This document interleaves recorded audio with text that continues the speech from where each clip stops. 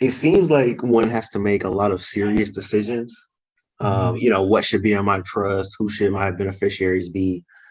So I guess my question is, how does one typically know the right direction for them? Like what certain factors influence which way or kind of where the path that one should be going? If they need a trust, if they need certain things, what factors influence that? This is good for when you go to a professional. I strongly believe, do your research first. So when you go to the professional, you're informed. You know the right questions to ask. These professionals ain't free. They charge by the hour. So let's talk this thing out.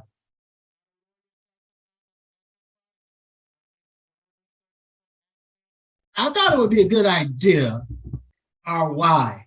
I want to go around the group and ask, why are you interested in this topic? One of the main reasons why I was interested in discussing this topic is because, just thinking about planning, Charles and I, we don't have children, and just thinking about, okay, what things do we need to put in place? It's just such a broad topic, and just not knowing where to start.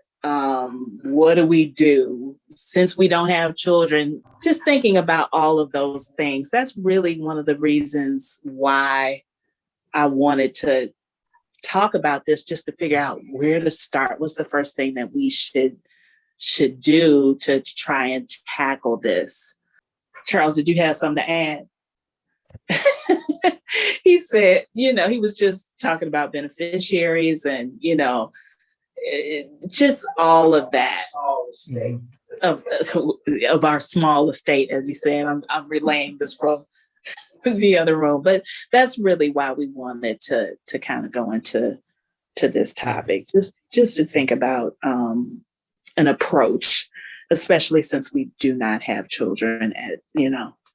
I'll pass it on. How about Greg? Greg, can you come off mute? Because I know you had done something recently. Well, first of all, and I'm just going to be kind of candid here, and we have always kind of been behind the 8 ball because the information hasn't either been shared with us or information hasn't been provided to us because our parents really didn't plan doing the estate planning. Some of our parents, maybe some have, but some haven't. I know I came from a family that where, as far as I know, there was no estate planning. So if you think about it logically, we work all of our lives, work our tail off all of our lives. And whatever little nest egg that we have to pass down to our children or family members, we don't have things in place so that can be a smooth transaction.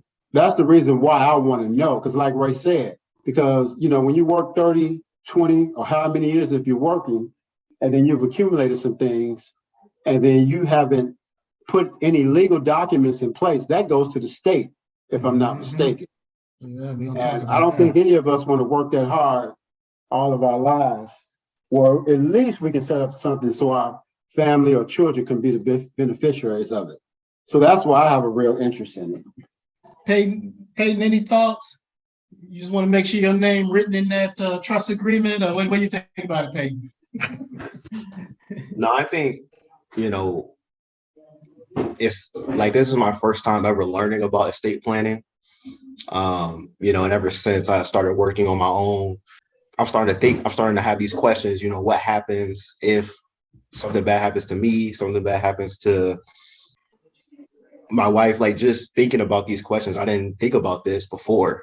And so like, just at a basic level, how do I plan for the future? How do I make sure that my family's taken care of? All these questions. And so that's just where my interest lies. And just like, now that I started working, how do I make sure I satisfy my future? Like everyone was saying. Mm-hmm. Before we go on, there's a nice video. We watched the video last time. We talked about Social Security. I found a good one. It's basic. Hi, I'm Andy Panko, owner of Tenon Financial. Welcome to Retirement Planning Demystified. This video will explain the basics of what you need to know about estate planning. But before we start, remember this video is only general explanations and education. It's not specific tax, legal, or investment advice. Before considering acting on anything you see in this video, first consult with your tax, legal, or investment advisor. This disclosure is especially important for this video. I'm not an attorney, nor do I try to play one on YouTube. Furthermore, a lot of the document names and functions I'm about to describe may differ state to state. This is especially true if you live in a community property state. So in putting in place or updating your estate plan, be sure to work with a duly licensed estate planning attorney. Many people think an estate plan is simply having a will, which is a document that dictates what you want to happen with your dependents and assets after you die. While having a will is important, it's only one of multiple pieces of a complete estate plan. Estate planning not only addresses what happens after you die, but also addresses many important matters while you're still alive. For example, what happens if you develop dementia and can no longer make legal or financial decisions for yourself? Or what if you develop a major medical condition and are literally unable to communicate your healthcare wishes to your doctor? A proper estate plan should include, at a minimum, at least 4 documents. First is a last will and testament, which is more commonly known as a will. It states your wishes of what you'd like to happen to your belongings after you die. Your will should contain as much detail as possible about what assets you have and to whom you'd like to leave them. Furthermore, if you have minor children or other dependents, your will should clearly express who you'd like to be responsible for them, acting as their guardian or custodian, after you pass. Because if you don't decide, the state will appoint who they feel will be best. And that person may not be the same person you would have chosen. Next is a power of attorney. This details who you give authority to make legal or financial decisions on your behalf if you're no longer capable of doing so or are otherwise not available to make a decision when necessary. A power of attorney can be limited to a specific activity or can be general to allow for all necessary decision making. Additionally, a power of attorney can be durable so that it's effective immediately upon execution, or it can be springing so that it only comes into effect upon the occurrence of some specified event, such as your mental incapacitation. You should also have an advanced medical or healthcare directive. This is also sometimes known as a medical power of attorney or healthcare proxy. Whereas a power of attorney document just mentioned grants decision-making authority for legal and financial matters, an advanced medical directive grants decision-making authority specifically for healthcare matters. This document expresses who you appoint to make medical decisions on your behalf if you're no longer able to do so. It's important to note this does not typically address matters relating to end-of-life decision-making. Instead, that power is conveyed through the next document type, which is a living will. This contains written instructions to medical providers regarding what treatment or support you want or don't want in end-of-life conditions such as terminal illness or a permanent vegetative state. So let me pause right there. So that right there was very educational to me. I think when we first started learning about this, I conflate all of that: will, trust, estate. Tracy and I actually got that done shortly after we got married. We got it. We actually put a trust in place. We did some estate planning. Now, I have no idea what we got done. I mean, as far as we're concerned, we don't have them. And see, that's my point about, I'm just hearing somebody say, y'all need this, y'all need that. This is why I say people got to educate yourself. But I remember these things, a medical directive. I remember the attorney explaining it to us. Tracy looking at me like that right now, like, we got that? Yes, we got all of this. Yeah, we nobody knows it, but I just remember who would keep the kids. Yeah. I don't remember any of the other stuff. As an example, a living will can instruct doctors to not put you on life support or not resuscitate you. It's important to know that all these documents can be changed at any time, so don't be concerned about making a decision or appointing a person who you may later want to change because the documents can always be revised. With that in mind, it's actually a good idea to revisit your estate documents every few years. People may come and go in your life, so you want to make sure to keep appointees up to date. Or your views and opinions of people may change over time, so you may want to leave more or less to certain people. And keeping estate documents current is especially important when you have minor children or other dependents who will need legal supervision after you're gone. Raising a child or caring for a dependent is an incredibly important responsibility. With that in mind, you want to make sure you're still comfortable with the guardians you previously appointed. While the documents I just mentioned are all critically important, they alone don't complete your estate plan. There are certain assets that pass to your heirs without going through a will. For such assets, it's vitally important to properly designate beneficiaries or structure the ownership of the asset accordingly. The most common example of these types of assets are things like life insurance.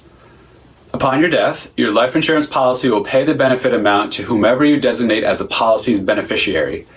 You don't have to, and typically shouldn't, state the policy's payee in your will. Your beneficiary designation directly in your policy is the cleanest and most efficient way to make sure your benefit ultimately passes to your intended beneficiary. Next are retirement accounts like 401ks, 403bs, IRAs, and pension plans. Like life insurance, upon your death, these accounts will pass to whomever you designate as their beneficiaries. Again, you generally shouldn't attempt to define retirement account beneficiaries in your will. These accounts all have their own beneficiary forms to fill out, completely separate from your will. I actually disagree a little bit with the expert there. So we all have seen that with our 401k, and even if you open a brokerage account, they'll ask you to put your beneficiary in there. So he's saying what the benefit of that is. But some people, and the way I intend on using this, they just name their trust. Once you get a trust set up, and we'll talk about that, they name the trust as the beneficiary. And through the trust and all this other stuff it will spell out what your kids or family or loved ones or whatever charitable amount you want to go there. So it's different ways to do that. But clearly he's saying that's the cleanest way. If you just want money to go to somebody and avoid all this, just name them the beneficiary on those type of accounts. The main difference between assets like life insurance and retirement accounts versus other assets such as houses, cars, or collectibles is that life insurance and retirement accounts pass upon your death by contract as opposed to by probate. By contract simply means those asset types have their own beneficiary designation forms and processes that stay outside of probate. Probate is a process by which the state court system will oversee the administration of your estate upon your death. In a nutshell, when you die, your will be submitted to the state. The state will then review and hopefully accept it. The state will then govern over the process of doling out your assets and establishing guardianship for your minor children in accordance with the instructions in your will. The probate process can be long and tedious, and the state doesn't necessarily have to accept your will and may override certain of its instructions or terms. This means your wishes may not ultimately be acted upon. When assets like life insurance or retirement accounts pass by contract, they completely circumvent the probate process. This means the assets pass quicker and with less chance of your wishes getting challenged after your death. Another word for these assets is non-probate assets because they stay outside of probate.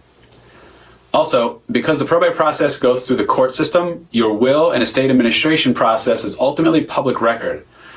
Now, that may or may not be an issue for you, but when an asset passes by contract, that all stays outside of the public eye. There's some other asset types that would still normally go through probate, but you can help ensure the transfer to certain people without having to go through your will. You can do this by what's called account titling, which is the name of the process of designating the ownership type of certain assets. For example, if you're married and own a house with your spouse, you can own the house under a form of ownership known as joint tenants with rights of survivorship. This means you both equally own the property, and if one of you die, the other automatically assumes ownership of the whole thing. I'm going to stop there too, because many of us own a house or will be owning a house in the future. That's actually a very important one. He's given a small example, but this joint tenants with rights of survivorship, that's something that you all want to look into if you have a spouse. Because basically what it says is we own a house jointly, but then if your spouse dies, then 100% of the ownership goes to the other spouse. It's not their 50%, is not, distributed to their family, nothing like that. You don't need a will or a court to decide whether or not your spouse gets to keep ownership and use of the property. You can also title ownership that way for non-retirement financial accounts, such as checking and brokerage accounts. Even if you're not married, you may be able to structure ownership of certain assets to avoid probate. For example, you may be able to set up a bank or brokerage account as being payable on death, otherwise known as POD, or transfer on death, otherwise known as TOD. As the name of these ownership titlings imply, the account will pay or transfer on your death to a designated beneficiary. Trust can also be used as an estate planning tool to help ensure your assets go where you decide without the courts getting involved and without the probate process. Trust can get incredibly complex, and the intricacies of trust are outside the scope of this video. But at a high level, a trust is basically a big bucket. It's its own legal entity that can take ownership of whatever you put in it. And because the trust is legally distinct from you, it can live on indefinitely. When you die, your trust still stays there intact. So, one way to efficiently pass your assets and keep them out of probate is to create a trust while you're alive and transfer ownership of certain assets to the trust. That way, the trust will technically own them, not you. So when you die, they're no longer your assets to have to pass on. The trust will continue to own them. Therefore, the trust will stay out of your will, out of the court system, and out of probate. There's a lot more to trust than this. For example, you need to set up a trust agreement that dictates what's supposed to happen to the assets in the trust, and who's supposed to get those assets and when. And you'll also have to appoint a trustee to oversee the trust. And that person needs to be knowledgeable, trustworthy, and capable of properly administering the trust for the foreseeable future. Again, trust can get very technical and very complicated very quickly. For now, just know that trust can be used to help simplify your estate planning. Before we go on, I didn't get a chance to talk about, my why. And I definitely wanted to say it. And I think it's a good learning for all of us. When I think about the difference in like not having an estate plan, or even just a will, like a will is not sufficient enough.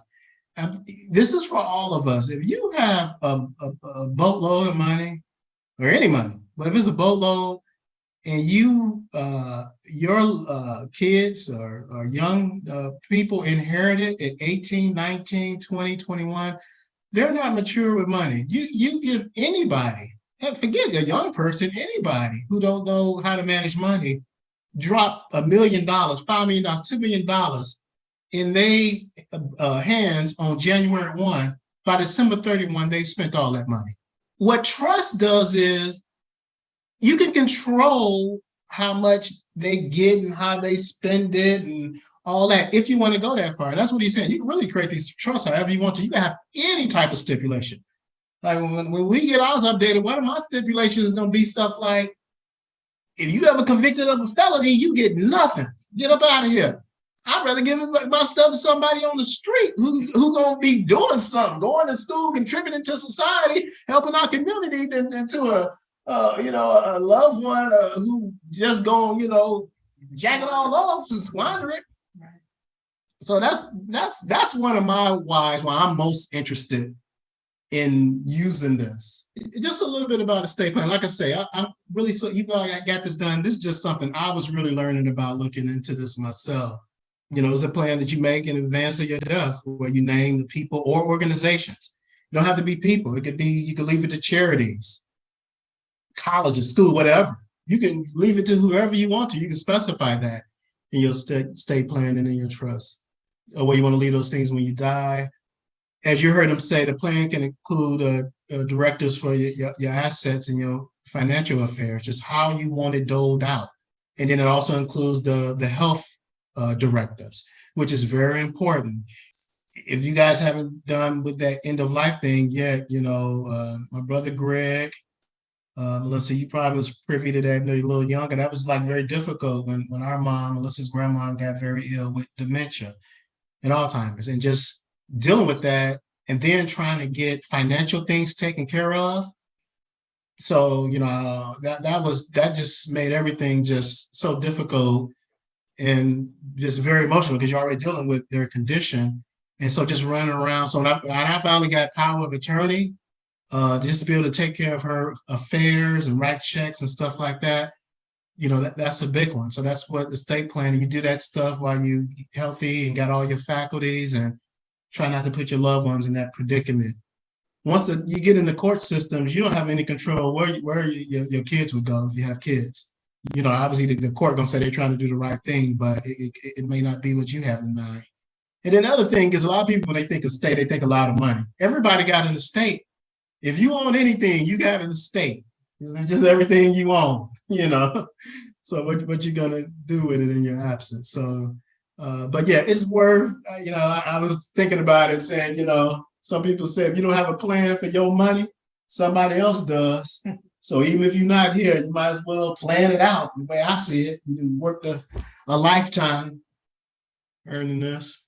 So yeah, I thought I'd list some of these common common questions about the estate plan that I have asked, I've heard others ask. You mentioned the components, like, you have the will, the living will. The trust component is just one component of overall estate plan. Power of attorney, you declare that within your plan. Talked about that. You got limited, where you're telling somebody, you just deal with this if I can't speak for myself, or you can have general, where the moment you sign that over, they have the right to do anything in your name. Even while you well and got all your faculties, they can go open accounts in your name and everything. And then, so yeah, you need to be aware of that. And you also have what's called durable and springy. The durable, they have that, permanently all the time. The springing is that on your death, the power of attorney comes into being. That makes more sense to me. As long as I'm cool, nobody needs to have power of attorney on me when I can't, speak for myself. And so these other things: healthcare directive, beneficiary designations. And again, that account titling stuff, again, you'll see that in your 401k. If you didn't fill it out when you did it, your brokerage account, 401k, you can even do it in the bank, so you can specify a beneficiary. So all that make up the component parts. Who needs a trust? Everyone, in my humble opinion. And let's talk about the difference between a will and a trust. I think this is the one that stumps a lot of people the most.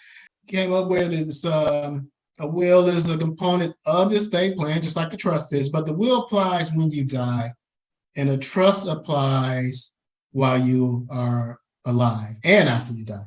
And I always think of the trust, like I said, you have those instructions like, take my next leg, I want it doled out this way. Pay for their college. Or they can get, Shaq has one, Shaquille O'Neal has one. I've heard him say this several times that, one, he's so funny. He always tells his kids, say, Dad, we rich. He always say, no, we not rich, I'm rich. And he says, they have to get a degree, a master's degree, no less, or they can't have any of this money. So that's something he spelled out. But again, it can be anything. You can get picky, but my thing is, and I used to think, man, I'm not going to be funny about money. I don't love money, but I've changed on that. I mean, you work a lifetime. Like I said, I'd rather give it all the way to strength. People are going to do something productive. I want my life to have meant something. That's the way I look at a trust and how I'm looking at it, using it in estate planning. And just to piggyback on what you said, Ray, yeah, I had somebody, I'm not going to say any names, tell me that exact thing. They had a will, and they may have had a trust too. And they had those legal documents intact. And they had about $350,000 or $400,000 that they left to them. And they spent all that money shopping in like a year or two. After that person has saved up all that money all of their lives. So like Ray was saying, now, if that was okay with him, that's fine. That's his money. But, right. But Ray makes a good point. If you want that money that you worked so hard for to save and invest and build up to be put to better use, then you can be specific about that. Yeah. I mean, I'm personally very, very passionate about that, strong feelings about that, Greg. I'm like, I ain't build this nest egg. You go getting high, out chasing women, buying fancy cars. What is that doing for society? So again, so that was estate planning. So we had originally was talking about trust. So let's just talk just a little bit more about the trust and stuff. Now, like I said, this is a big topic. Trust are a big topic. Go ahead, Tracy. You have something? I just was thinking, watching that video, what struck me was you do not want it to go to the state and probate. I mean, that takes, he said, a long time. And so if you spell it out, everything out now, we can avoid that. Right. Yeah, I don't think we should. That's a great point you raised. And I don't think we should overlook that because, again, over my lifetime, when I hear something about estates and trusts and somebody dying, stuff like that, I always have heard attorneys and attorney friends I know talk about how painful the probate process is. And I think it's about three things I could do to sum it up from this research I did. Is one, you heard them say that when it's going through probate, the probate courts, everything is public. A lot of people, I don't like that. And, I've talked to all you guys. One of my first lessons about finances and pursuing financial independence is keep your stuff private. You're making you and your loved ones a target. And what it takes forever. Yeah, you're not here, but you left it for your loved one's benefit. They say this stuff could take 2 years or longer sometime. If it's in there, family and people will fight and contest it and draw it out, make it ugly. When you got an estate plan, ain't nothing to argue with. You follow the plan. And then 3 is that stuff costs money. That stuff costs money. You know, like I say, folk don't work for free. Attorneys ain't working free. They charging that back to somewhere. They charging it back against your hefty estate. So you want to keep it out of probate. So just drilling in on the trust component of the plan, like I say, it's huge. Obviously, a few bullet points does it no justice. I mean, definitely seek some legal advice, but so basically, a trust is it's a legal entity, right? And it's set up so you can hold property and assets in there. You create it while you're alive, and you transfer your assets into a trust. Now, you guys might think this is silly and goofy, but again, I have no shame in my game for my ignorance and just not knowing. So Tracy and I set up the trust way back. So I'm sure I was following somebody on TV or read a book. You need to have a will, life insurance, set up a trust. Everybody, what's a trust? I don't even know what the name of it is. Brian and Tracy Foundation. I don't know what the name of it is. This is when we got married, some 20 plus years ago. We have never moved one asset into that trust. I don't even know if it's still valid. I guess it's valid until you do a no. I have no idea. But that's my ignorance. That's when I don't know because I didn't research things there. You have to move. So when you have a trust, did you name your checking account in the trust or your brokerage account? Did you make it the beneficiary? So we'll talk more about that later, but it's like a 2-3 step process. But again, I'm not ashamed to say I didn't even realize that. I just did it all, paid good money, a few $1,000s, I think. And I'm like, was wiping my hands. I did a good thing. I'm newly married. I'm being responsible. Got the will and trust in place. Ain't done nothing. So with a trust, the trust owns the assets, not you. And it's his own legal entity. The trust can live on forever, right? So again, on trust, just the trust component of the estate, there's all types of trust. So that's why I say you have to do research. And as I've been looking back into this, and I said, this has been on my to-do list and I haven't done anything, I haven't figured out how I'm willing to arrange and do things. This is just a simple short list. Trust come in just an infinite amount of shape, forms, fashion. As you research it, these are the questions you'll be asked that you'll have to answer. There was a couple on here that struck me. Now, like the land trust, I've known that many people have moved their personal residence into land trust because of different reasons. It's definitely something if you're a homeowner you should look into. And remember, this estate thing is multiple components. You can't do everything at once, but there's a few things like titling your brokerage, your bank accounts, stuff like this, your land trust. You might do these things in phases that you might think, definitely I need to do that. And you can do that like right away and continue to work through the other things. But you might find that as you're looking at that's one that will affect more of us than others and those who are getting ready to buy a house soon. I like the spendthrift trust. I think this is more about what I expressed my concerns were. Beneficiaries don't have direct access to the name assets, which means they can't sell, spend, or give it away. So like basically, what I'm talking about, I think this is what I like, the one where, you die and they just don't get all your stuff, they're gonna spend it up. You control it, so they can't spend it all up. But the point here is many different trust types. This is just a brief sampling. And we got to talk about this idea of revocable and non-revocable, irrevocable trust. That you often hear that as well. Let me go back to that. So that revocable is when you set up the trust, you can change it. You retain ownership. Well, you retain ownership of your assets. Where irrevocable, when you set it up and you move the assets in there, it's next to impossible to change it. And you might think, what's the difference? The only thing I know about the difference is taxes. People determine how they're going to do it based on taxes. That's one of them, as well as a lot of people just like to hold on to it till late in life. If it's irrevocable, meaning you set it up and you can't get it back, you don't own those assets anymore. So you pay less taxes on the assets if they were, taxable type of accounts and assets. So that's what a lot of people look at. That's the benefit, but you're giving up control. If it's revocable, well, you still got control until you die. You still pay taxes on that. So again, you got to go down those rabbit holes when you get there, family, and figure out how you want to play that. Key components of a trust. So this is trust 101. Again, we're looking at the trust part of the estate plan. So trust 101. I mean, I think this is the first step to understanding your mind. There's a trust agreement, right? That dictates, what everything that's supposed to happen, who's supposed to get the assets, when they're going to get it, what's going to happen with assets. That's the agreement, obviously. Then you have the grantor. You would be the grantor. You're setting up the agreement. You're the grantor. You're granting your assets to whoever the beneficiaries will be. Every time I talk about this now, I don't say family, I don't say kids, I say beneficiaries. Because, I plan to bless so many, and it just won't be in family. It could be organizations and others. So whoever's benefit, I like to use that generic term. But we would be the grantor, right? Then the trustee, they're the person who's responsible to oversee the trust, manage the funds in the trust, and execute what's in the directive. And that's a huge responsibility.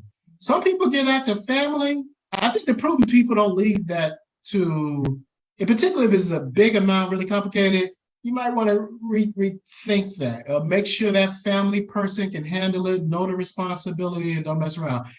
Banks can be your trustee. Legal offices can be your trustee. Again, they don't do that stuff for free.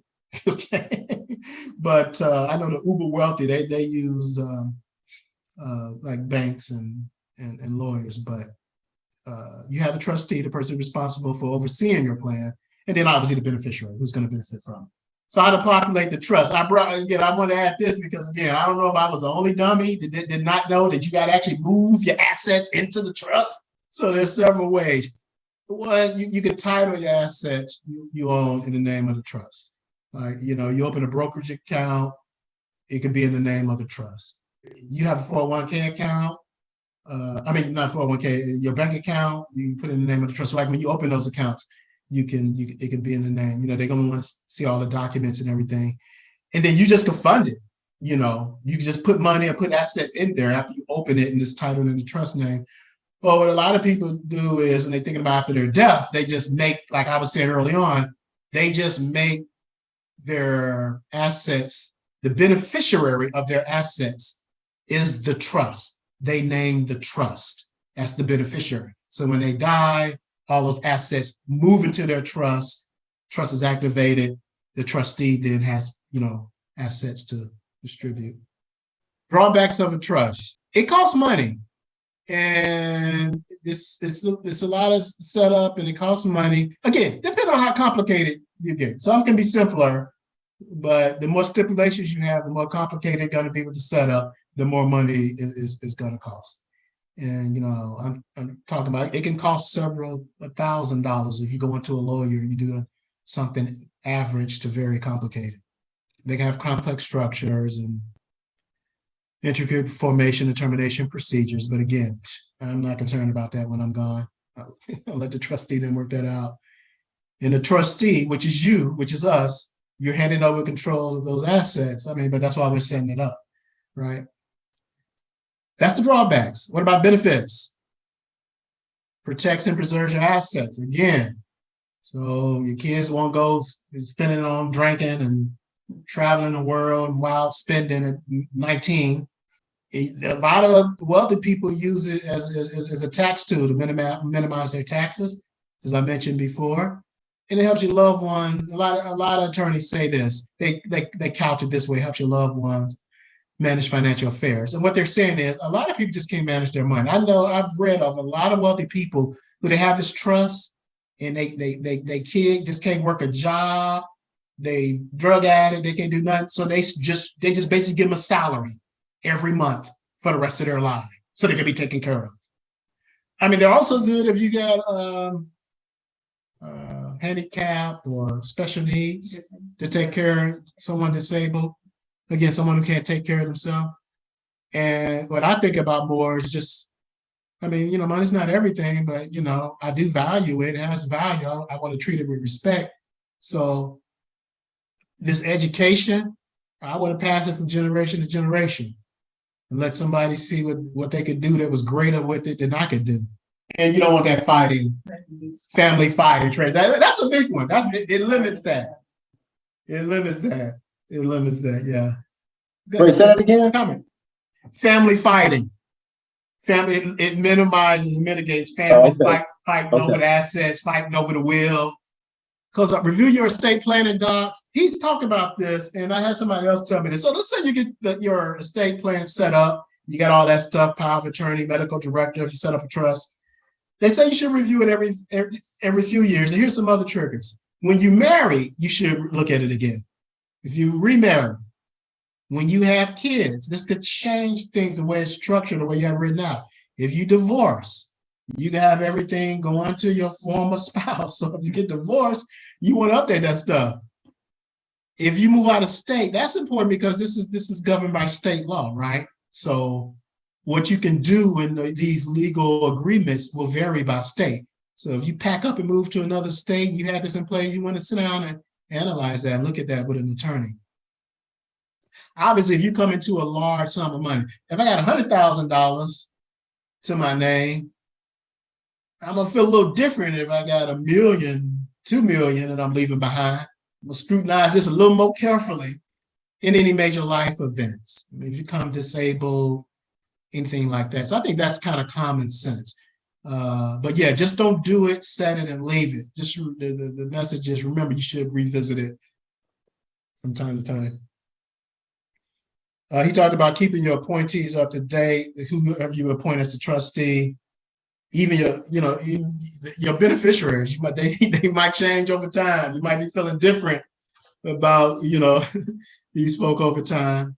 I don't want in HR where someone's divorced, but they forgot to update their beneficiary. Oh my goodness! Spouse. Oh my goodness!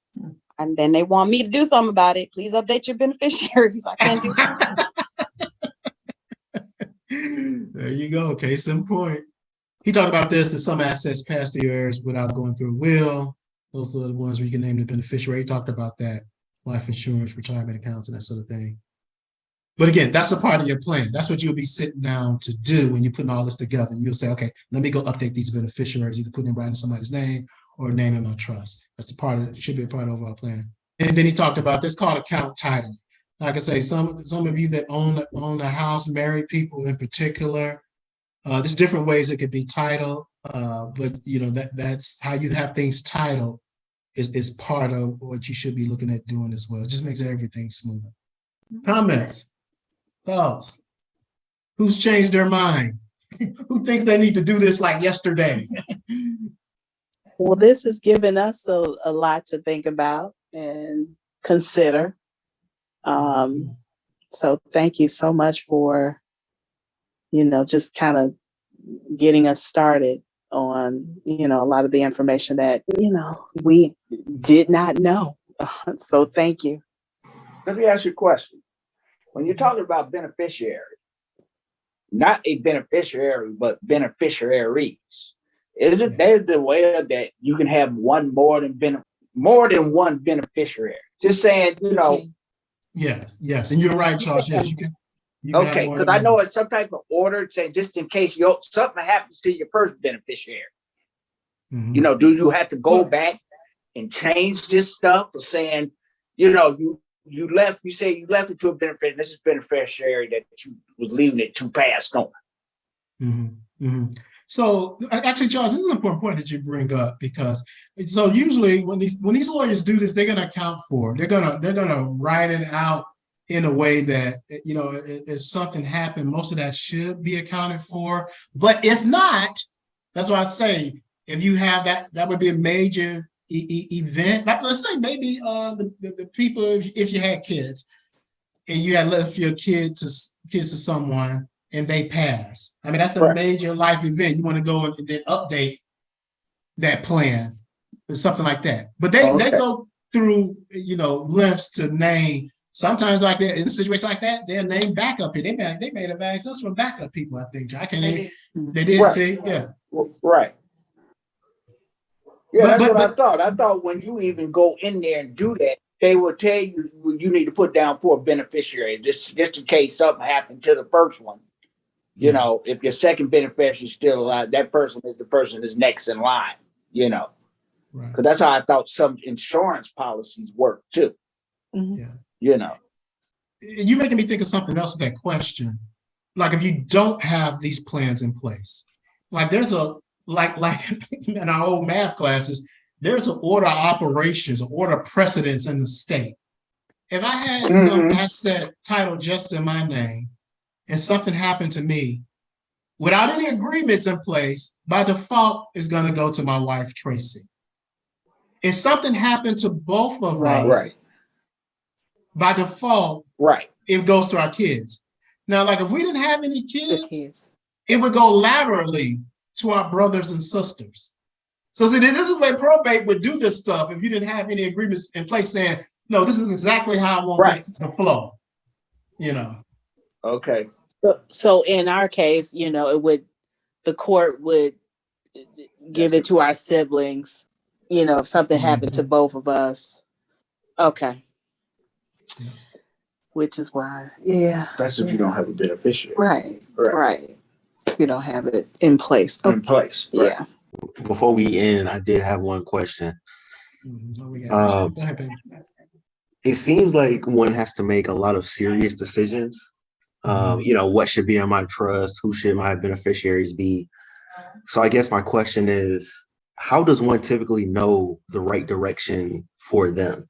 Like what certain factors influence which way or kind of where the path that one should be going? If they need a trust, if they need certain things, you know, what factors influence that? Let me take a stab at that first, team, and whoever else wants to weigh in. You know, that's a good question, Ben, because see, you know, like life insurance and things like that, you know, that's more straightforward, right? That's for anybody who's dependent on your salary. That question that you asked is very easy to answer, something like life insurance and things like that. This is definitely different. My personal feeling is that I just think it's where your values are. Like I say, it's no doubt in my mind that everybody on this call is going to have a God willing, a nice pot to leave to whoever they want to leave it to when they're done.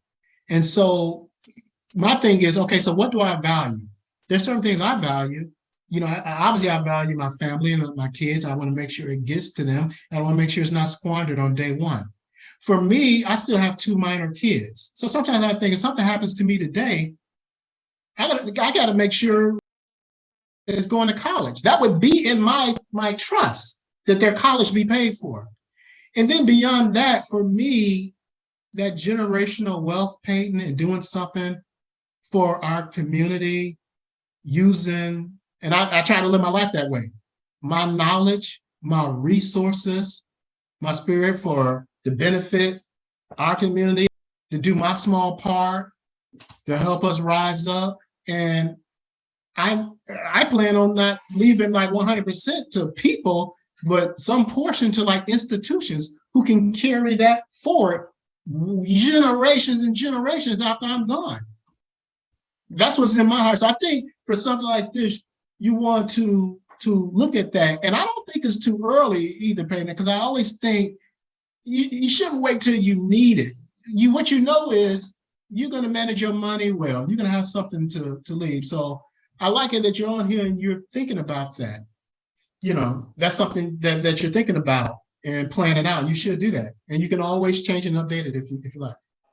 I'm one of these people who have a to-do list, and I have multiple to-do lists, and I operate off that. I'm one of those type people. I have had to do this estate plan, update this estate plan on my to-do list. I'm not exaggerating, for over 5 years now. And I just can't get through it. And one of the reasons why I haven't done it yet is because kind of what you said, Peyton. I can figure out the rest of the stuff that we talk about is mechanical to me. But my main thing is, okay, how do I want it to be organized? Who do I want to benefit? How do I want to benefit? What percentages? That's why, you know, we haven't done anything yet. And it's on my to-do list to think it through. I would say start where you are, Uncle Brian. I really like when you said that you don't have to have all your assets right now. You're going to accumulate more things over your lifetime. And, where you are right now is that you want to make sure that your family is taken care of if God calls you home. So start with that and make sure those things are in order with, beyond this life insurance and all those things, enough to take care of your family, and then vice versa for your wife. And a lot of these decisions you'll sit down and you'll talk about together. Who would you like to be responsible for your future children? And maybe you don't know that now, so you don't have to make all these decisions today. You can start where you are, make those decisions, and then when things change, you grow your family and you accumulate more things over your lifetime. It's a living document, so you're continually evolving. That's well said, Melissa. I couldn't say that better. It will evolve. That's what I heard. So you don't have to feel like you got all the right answers today. You can't fail this test. Whatever you do is a passing grade, right? For me personally, Peyton, like Melissa was saying, this is going to continually evolve as you learn and grow and get older, and because your life is going to continually evolve. So like she was saying, this is going to be an ongoing document, like Ray was saying in this presentation, that you have to go back and revisit it from time to time. And whenever you have a life, something changes in your life, or nothing changes, just kind of like a checkup every 5 or 10 years. But the most important thing for me, when I did mine, is who do I trust to oversee my money? Who ain't going to squander it? Who going to do the right thing? You can even put that in place right now and determine specifically who you want to have what. Say that one more time, Greg. Who do you trust? Who do you trust? That's right, baby. That's what that is the bottom line right like, there. Who do you trust? Who is the who? Right? Who's the who? That's what we should have titled this talk. Who do you trust? Who do you trust? Right. Because it is called a trust. Yes, right. Yeah. Okay. Well said. Well said. We can go ahead and land this plane. Like I said, I'm gonna send this out. Peyton, y'all keep joining us. We like to just cover these. We call it Path to 5, Financial Independence. We talk about how we gonna get it, how we gonna keep it, and how we gonna share it. Y'all join us when you can. I like the other name. What do we call it? The blank you money. Oh, thanks, y'all. This was a great meeting. Okay. Yes, thank you so much.